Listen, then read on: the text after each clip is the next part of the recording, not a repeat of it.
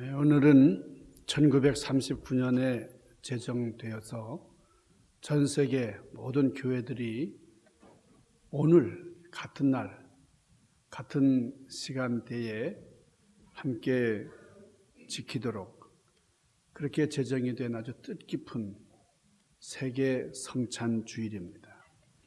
전 세계의 모든 교회들이 같은 날 함께 성찬을 거행함으로써 우리는 그리스도 안에서 하나다, 한 몸이다, 그리고 한 교회라고 하는 그런 뜻을 가진, 그래서 세계 성찬 주일입니다.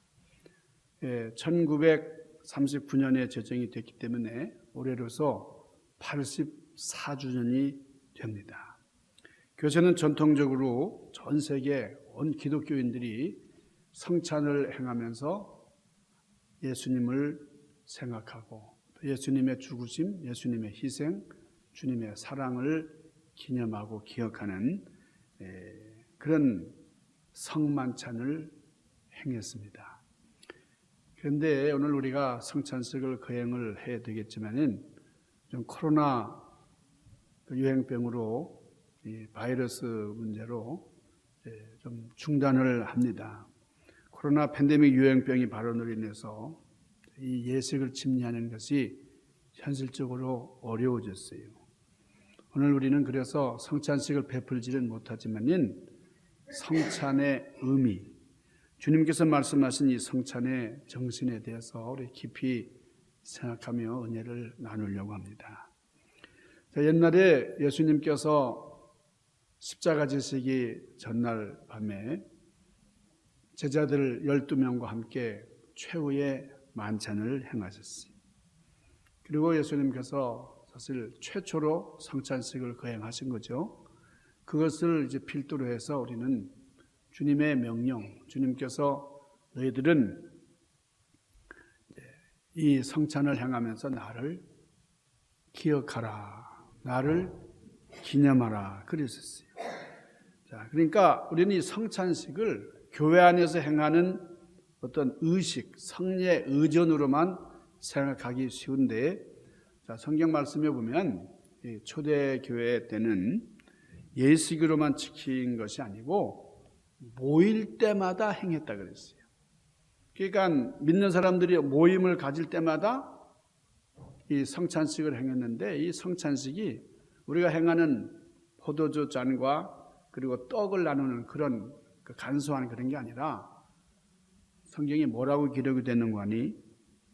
떡을 떼려 하여 모였더니 그랬어요. 그러니까 떡을 떼기 위한 모임이었다는 거예요. 그러니까 초대교회 교인들이 이 떡을 떼기 위해서 모였다 그랬습니다. 그러니까 이런 말이 계속 반복적으로 나와요. 그러니까 초대교회 때는 떡을 떼려요. 우리말로 이게 번역해서 떡이지만 실제로는 밥으로 번역해야 맞는 겁니다. 떡은 우리가 뭐 간식으로 먹잖아요. 근데 이 성경에서 말씀한 이 떡이라는 거는 밥, 주식을 얘기하는 거예요. 그러니까 빵이라고 번역하는 게 더 이제 옳겠죠? 그러니까 모일 때마다 서로 음식을 먹기 위해서 모였다는 거예요. 그러니까 이 사도행전에서 강조하는 말씀은 성찬이 얼마나 중요한가. 근데 이 성찬이 예식으로만이 아니고 같이 성도들 간에 나누는 식사, 이것이 그렇게 중요한 것이다 하는 것을 말씀을 하고 있는 거예요. 그러니까 성경에 보면은 초대교회 교인들이 설교를 듣기 위해서 모였다, 그런 말은 없어요. 찬송을 하기 위해서 모였다, 그런 말도 없습니다. 그렇지만은 떡을 떼려 하여 모였더니, 떡을 떼려 하여 모였더니 이런 말이 계속 반복적으로 나오는데 이게 얼마나 중요한 것인가, 그것을 말해주는 겁니다. 그러니까 떡을 떼는 것이 너무나 중요한 일이니까 초대교회 교인들은 모일 때마다 떡을 떼다는 거예요. 우리 교회에서도 매주일 모일 때마다 떡을 떼는 거죠.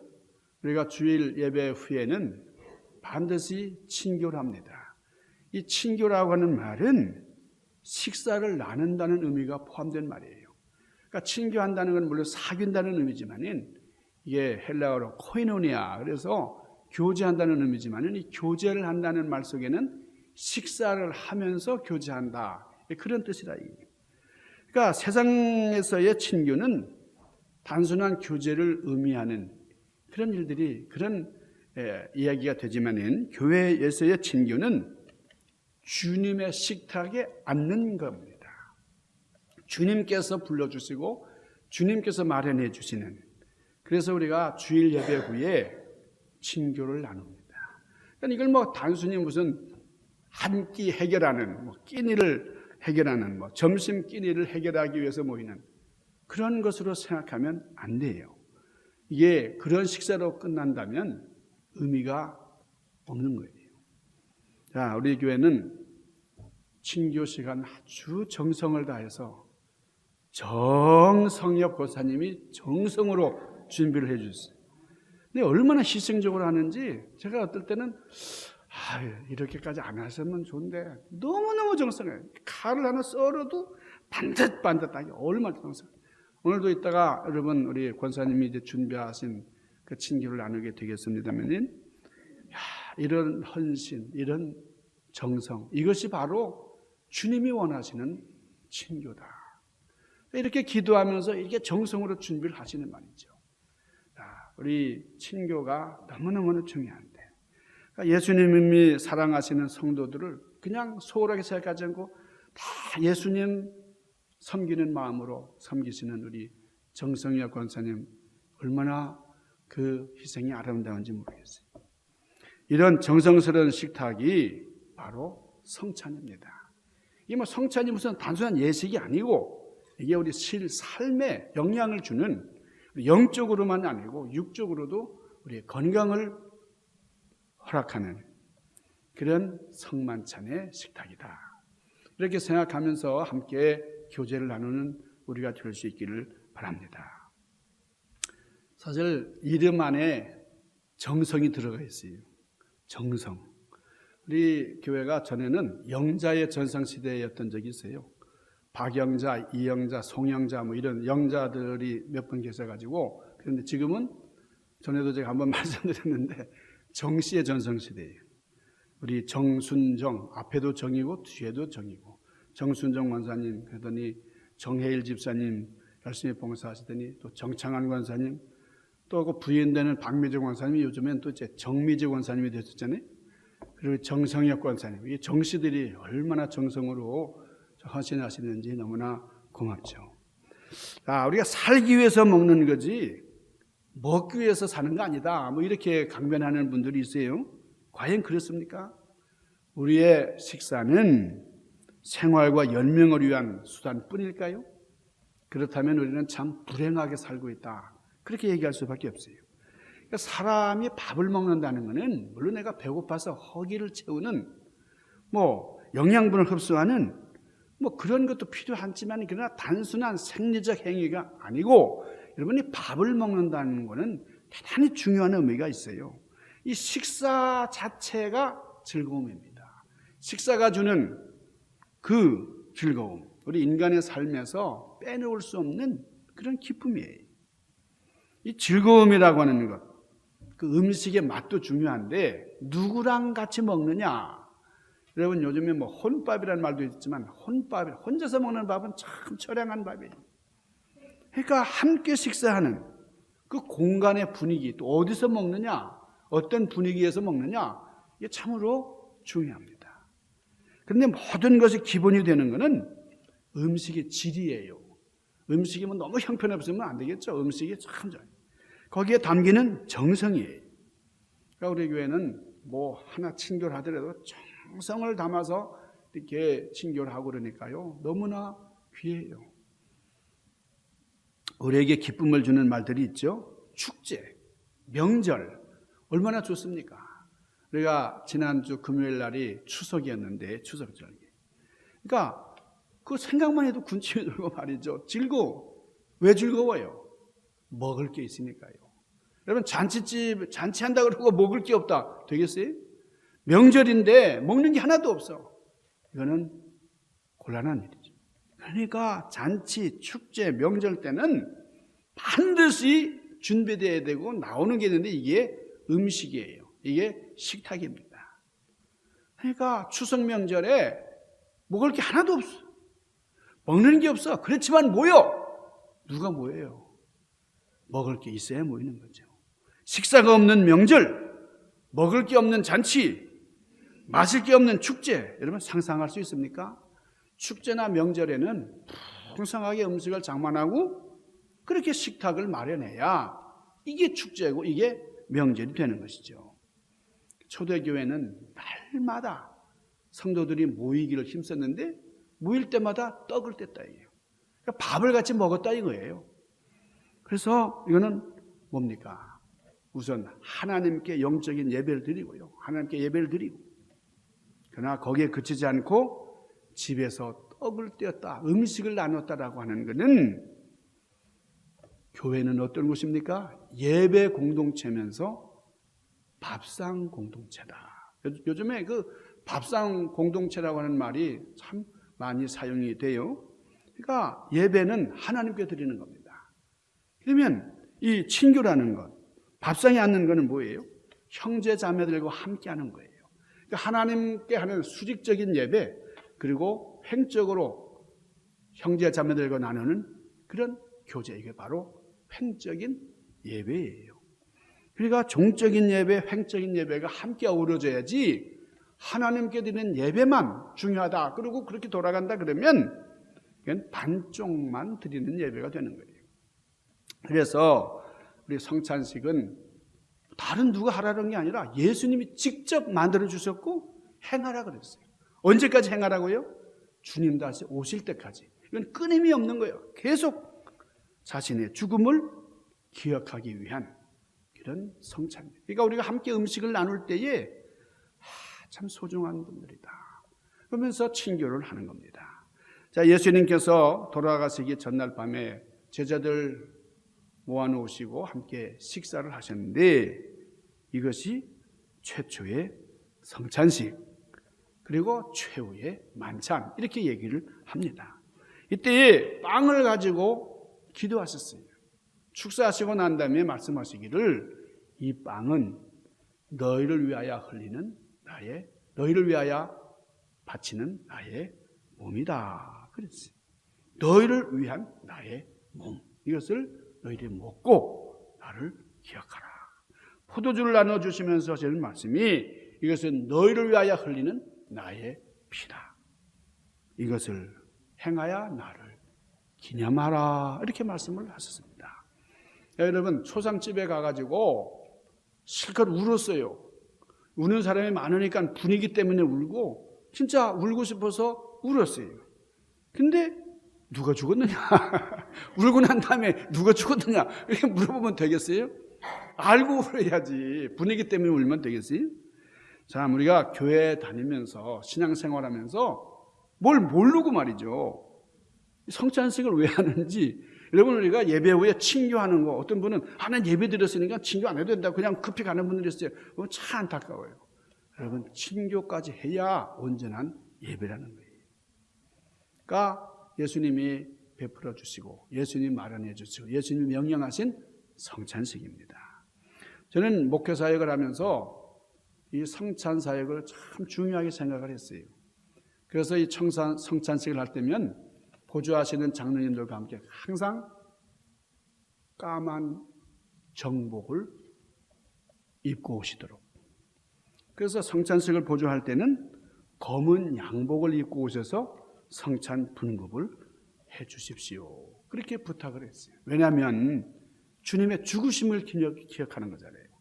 일종의 주님의 죽으심을 기억하는 어떤 주님의 장례식이라든지 그러니까 십자가에 달려 돌아가신 주님을 기억하는 것이니까 우리는 까만 양복을 입고 주님을 기억하는 거죠.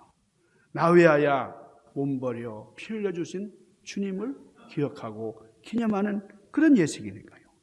여러분 우리는 무엇을 기억해야 됩니까? 주님께서 나 위하여 십자가 지시고 나의 죄를 대속하기 위해서 죽으셨다고 하는 이 사실을 기억해야 됩니다. 그러니까 성찬의 의미는요. 첫 번째는 주님께서 죽으신 그 이유, 죽으심은 나를 위한 거예요. 그러니까 주님을 기념하는 것이 가장 첫째 되는 성찬의 의미예요. 두 번째 성찬식은 주님의 죽으심을 전하는 겁니다. 내가 이것을 기억하고 나만 담고 있는 게 아니고 다른 분들에게 전하는 거예요. 세 번째 성찬식은 자, 오늘 성경 말씀을 봉독해 드렸습니다만 오늘 말씀에 있는 것처럼 내가 어떤 상태에 있는지 나 자신을 살피는 거예요. 내 위치, 내 주변을 돌아다보면서 내가 지금 어떤 상황에 놓여 있나, 내가 성찬식에 참여할 수 있는 그런 성결한 자세로 되어 있나, 이것을 살피는 겁니다. 네 번째 성찬은 우리는 한 몸이다, 우리는 주님의 지체라고 하는 것을 시인하는 겁니다. 자, 오늘 본문 27절에서 29절에 보니까 그러므로 누구든지 떡이나 잔을 합당치 않게 먹고 마시는 자는 주의 몸과 피를 범하는 죄가 있느니라 그랬어요. 사람이 자기를 살피고 그 후에야 이 떡을 먹고 이 잔을 마실지니 주의 몸을 분변치 못하고 먹고 마시는 자는 자기 죄를 먹고 마시는 것이라, 이렇게 말씀을 하셨어요. 그러니까 성찬식을 이제 행하기 전에 나 자신을 살펴야 됩니다. 그냥 뭐 엄벙덤벙 그냥 혼란스럽게 그냥 대충 그러는 게 아니라 우리 주님의 성찬식에 참여하는 사람들은 나 자신을 성별하게 깨끗하게 구별하고 이 성찬식에 참여를 해야 된다 이게.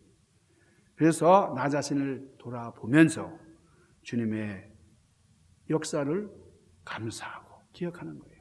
주님께서는 성찬에 참여하는 자들에게 완전하라 그렇게 말씀하지 않았어요. 완전한 것을 요구하시는 거 아니에요. 전혀 흠이 없어야 된다 그렇게 말씀하시는 거 아닙니다. 단 내 모습을 살피고 내가 좀 깨끗하게 이렇게 정결하게 갖추고 그렇게 떡과 잔을 받아야 된다는 거예요. 나 자신을 살피지도 않고 말이죠. 그냥 막 오염된 상태로 그렇게 하지 말고 정결하게. 여기 살피고라 그랬는데요. 이 살피고라고 하는 말, 이 성경 원어의 헬라어로 보면 도키마제도라 그래요. 도키마제도라고 하는 이 헬라어는 검사한다는 뜻이에요. 여러분 뭐 엑스레이로 촬영하고 뭐 이렇게 검사하잖아요. 그렇듯이 나 자신을 샅샅이 살피는 겁니다. 또 시험한다 그런 뜻도 있어요. 나 자신을 테스트하면서 정말 내가 주님 잔을 받기 위한 주님의 성찬에 참여할 그런 준비가 되어 있나, 스스로를 자문하고 살피고 나오는 겁니다. 이 성찬에 참여하는 성도는 이렇게 먼저 나를 살피고 나를 점검하고 성찬에 참여해야 믿음이 강해지고 은혜가 풍성해지고 또 주님과 깊은 사귐이 이루어진다는 거예요. 그러지 않고 그냥 준비도 없이 그냥 성찬에 참여하게 되면 오늘 뭐라 그랬습니까? 그것은 자기의 죄를 스스로 먹고 마시는 것이 된다. 제가 필라델피아에서 목회할 때에 그때 성찬식에 참여하는 사람은 꼭 세례 받은 사람만 참여해야 된다. 그래가지고 굉장히 엄격하게 이렇게 했어요. 전통적으로. 그래서 그 성찬식을 이렇게 참여하는데 그 어떤 어린 아이가 이렇게 왔는데 그 부모님이 시험 들었어요. 우리 어린 아이에게는 성찬식을 안 줬다고 말해요. 떡도 안 떼어주고 장로님이 잔도 안 줬다고 시험 들어가지고 교회 안 나오는 거예요. 성찬이 뭔지도 모르는 사람에게 그걸 줄 수는 없는 거예요. 나 자신을 살피고 주님의 그 사랑, 주님께서 나를 이렇게 희생하셨기 때문에 주님의 그 고난에 동참하는 마음으로 성찬에 참여해야 되는데 전혀 모르는 아이에게 뭐 인심 쓰듯이 이렇게 주는 게 아니에요. 우리가 성찬에 참여하기 위해서 나 자신을 돌아보고 회개의 기회를 가짐으로써 몸과 마음을 새롭게 하는 그런 성찬이 되어야 된다. 자, 오늘 본문 28절 말씀을 여러분 반드시 기억할 수 있기를 바랍니다. 사람이 자기를 살핀 후에야 이 떡과 잔을 마실 것이다. 여러분 여기 자신을 살피고 이게 참으로 중요한 말이에요. 이런 밥상에 둘러앉아서 음식을 먹일 때 자신을 살필 필요는 없죠. 집에 가지고 저녁을 먹는데 말이죠. 이거 머리 흐트러졌네 안 되고 뭐 가서 머리 또 이렇게 그건 아니잖아요. 빵 하나를 먹으면서 빵집에 가가지고 빵 하나 먹으면서 내가 이 빵 먹기 합당한가 안 한가 뭐 물어보면서 그렇게 빵 먹을 필요는 없어요. 차 한 잔을 마시면서 커피를 탁 타면서도 내가 이 차를 마실 그런 준비가 돼 있나 이렇게 살필 필요는 없어요. 그러나 성찬식에 참여할 때는 그렇게 해야 된다는 겁니다. 자신을 살펴야 된다는 거예요. 오늘 예수님께서 내 명령을 지켜라, 내 계명을 지켜라, 내 말을 들으라 하는 그 말씀 대신에 내 살을 먹고 내 피를 마셔라 이렇게 말씀하시는 것은 여러분 주님의 피를 마시고 주님의 몸을 우리가 먹는다는 게 무슨 의미입니까? 예수님과 더불어 함께 죽고 함께 산다라는 의미입니다. 이 떡을 뗀다고 하는 게 얼마나 중요해요. 단순한 의미로서의 식사하는 게 아닙니다. 이 떡은 하나님께서 주신 일용할 양식이에요. 여러분 예루살렘 성전 안에 여러분 성소에 진열되어 있는 것들이 있어요. 중요한 성물들이 보관됐는데 특별히 하나님의 성소, 성전의 성소에 보관된 중요한 성물 중에 하나가 만나. 이 만나라고. 이 만나라는 하나님의 떡이었고 또 하나는 진설병이에요. 진설병이라는 게 그 앞에 성소에 장식되어 있는 이 성소에 놓여 있는 임재의 빵이에요. 그게 진설병인데 여러분 제단에다가 아예 빵을 진열해 놨어요. 이게 뭘 말합니까? 하나님의 거룩한 성소에 빵을 예비해 놓으셨다. 만나는 이스라엘 백성들이 광야에서 방황할 때 하나님께서 굶주린 백성들에게 허락하신 양식입니다. 하나님의 떡이에요. 신약에 보면 예수님께서 군중을 먹여주셨어요.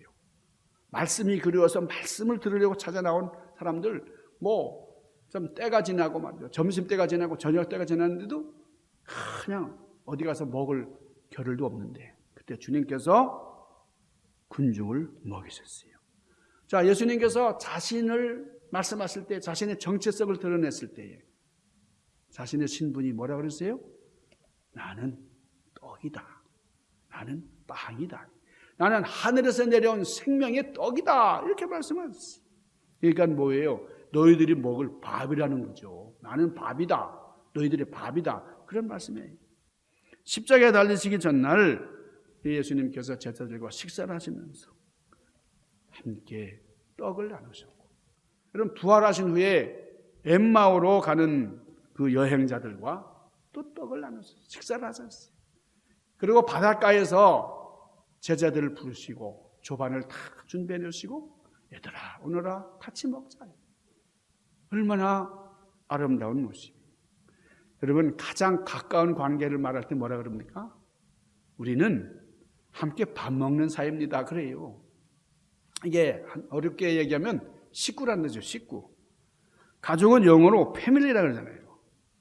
그러니까 이 패밀리라는 말이 어디서 나왔습니까? 원래 이 라틴어인데 이 로마에서 이 노예들, 집안에 있는 모든 식솔들 다 포함해서 얘기할 때에 파밀리아 그러죠. 파밀리아라는 말은 우리는 너무너무 밀접한, 너무나 익숙한 사이라 그 말이에요. 중국에서는 일가라 그러고 일본에서는 가족이라 그래요. 그런데 우리 한국 사람들은 뭐라 그럽니까? 우리 식구라고 해요. 식구. 한 지붕 못에 모여 사는 무리다. 그래서 일가다, 가족이다 하지만은 우리 한국 사람들, 우리나라는 식구라고 해요. 식구. 뭐예요? 함께 밥 먹는 입이다 이거예요. 입. 예, 우리는 먹는 거 그렇게 중요하게 생각하죠.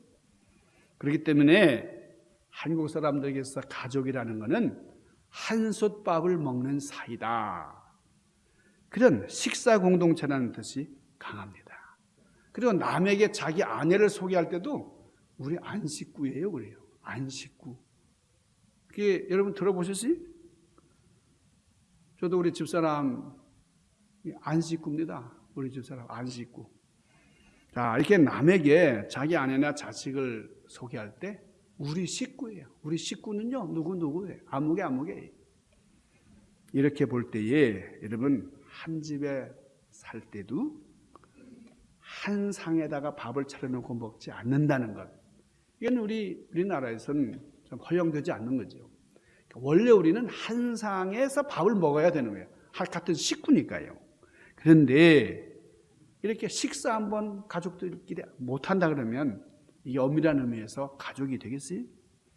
그러니까 식사할 기회가 없다. 엄밀한 의미에서 핏줄이긴 하지만 이게 식구라고 말할 수는 없다는 거예요. 근데 여러분 요즘에는 뭐 옛날까지 대가족도 아니고 말이죠. 뭐 단촐한 식구지만은 식구들이 함께 집에서 밥 먹는 기회가 극히 적어졌다는 겁니다. 여러분 밥은 우리를 식구로 연결하는 매개체입니다. 공동체로 초대하는 매개체예요. 이렇게 우리에게 좋은 그런 밥상으로 인도하는 매개체. 초대교회 공동체는 밥상을 중심으로 모였다는 걸 알 수 있어요. 그러니까 떡을 때려 하여 모였더니 떡을 때려 하여 모였더니 떡을 때려 모였더니 날마다 마음을 같이하여 성전에 모이기를 힘쓰고 집에서 떡을 떼며 기쁨과 순전한 마음으로 음식을 먹고 하나님을 찬미하며 또 온 백성에게 친성을 받으니 주께서 구원받는 사람을 날마다 더하시니라 그랬어요. 그러니까 여기 떡을 뗀다는 게 참으로 중요하게 시사하고 있습니다. 그러니까 사도 시대의 교회들의 모임은 다름 아니라 밥상 공동체였다는 거예요. 그러니까 우리가 식사하면서 또 주일날 예배 후에 식사한다는 거. 우리 오늘 손 집사님이 이제 그 코로나 때문에 참 고생하셨는데 스스로 격리하셨어요. 그래서 한 3주 이상을 우리 교회에 이제 참석을 못 하셔가지고 제가 참 안타까웠어요. 그런데 오늘 이렇게 오셨는데요. 우리 손 집사님을 환영하는 그런 식사를 우리가 이 캘리포니아에서 제일 좋은 식당에서 했잖아요. 김광진 장로님께서 우리 손 집사님 환영회를 했는데 주인공이 못 오셔서 야, 그래 얼마나 마음이 아파요. 그래서 다음 이제 손 집사님 오셨으니까 다음에 또 우리 손 집사님 환영하는 순서를 다시 가져야 될 것 같아요. 여러분 밥상 공동체가 얼마나 중요합니까? 이걸 우리가 소홀하게 해서는 안 되는 거예요. 요즘 우리 생활을 돌아다 보면은 실상 우리 식구들이 얼굴을 맞대고 함께 식사하기가 쉽지 않아요. 그러니까 이 밥상머리 우리 말은 이제 밥상머리라는 말을 하는데요. 요즘 한국에는 함께 식사를 하는 가족들이 식사를 하는 그런 경우가 극히 드물다는 거예요. 그리고 밥상머리는 고사하고 부부간에 또는 부모 자식 간에 얼굴 보기도 힘든 그런 가족 관계를 유지하고 있는 거예요. 또 늦게 귀가하는 식구들 얼굴 보고 그냥 잠자고 그냥 아침에 나가고 막. 옛날에는 늦게 집에 들어오는 그런 자식을 위해서 그런 남편을 위해서 아랫목이나 장롱의 이불 속에다가 밥을 뜨뜻하게 이렇게 묻어놓고 여러분 밥의 온도가 바로 사랑의 온도였어요. 옛날에는. 저는 제일 좋아하는 냄새가 밥 짓는 냄새입니다. 밥이 끓을 때 뜸들이는 냄새가 가장 좋았어요.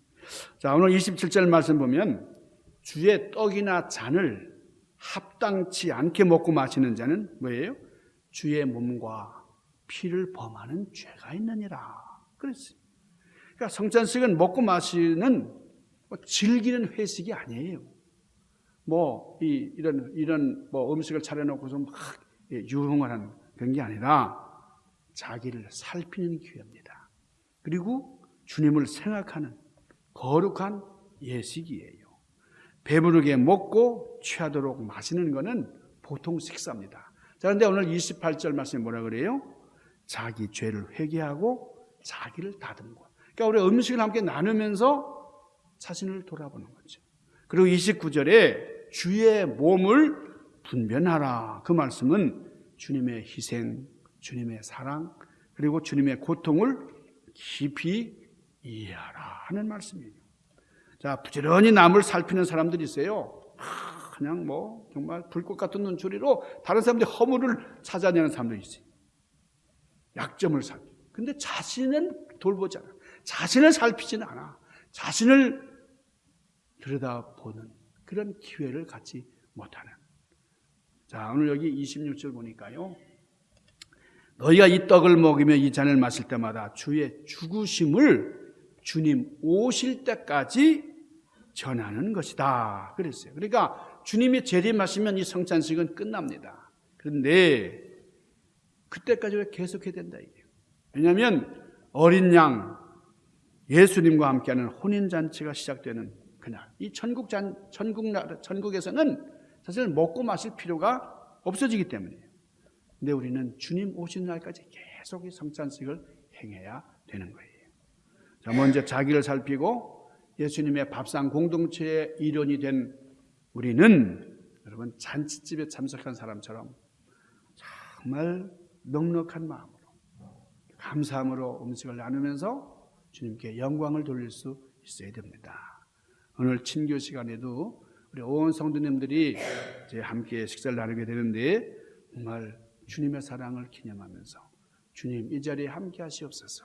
주님의 사랑을 함께 나누기를 원합니다. 소원하는 마음으로 성도들이 함께하는 귀한 은혜의 자리가 되기를 주님의 이름으로 간절히 축원합니다. 기도하십시다. 거룩하신 아버지, 신령하신 주님, 주님의 성찬, 주님의 몸과 주님의 피를 저희들이 받으면서 주님의 고난에 동참하고 주님의 사랑과 주님의 희생을 감사하며 기념하는 오늘 전 세계가 함께하는 성찬 주일입니다. 우리 성찬의 의미를 다시 한번 깊이 생각하면서 주님께 영광 돌리는 우리가 되도록 인도하여 주시옵소서. 예수님 귀하신 이름으로 간절히 구하옵나이다.